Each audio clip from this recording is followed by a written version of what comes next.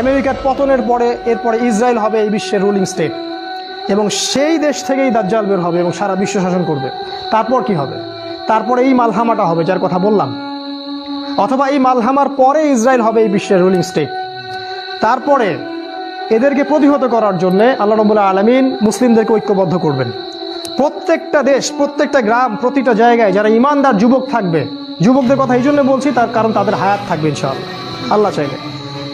ইমানদার ইমানদীপ্ত যুবকরা ঐক্যবদ্ধ হবে ইনশাআল্লাহ আগামী দিনগুলোতে। কার নেতৃত্ব হবে, কিভাবে হবে আমি জানি না, আমি এতটুকু জানি তারা হবে।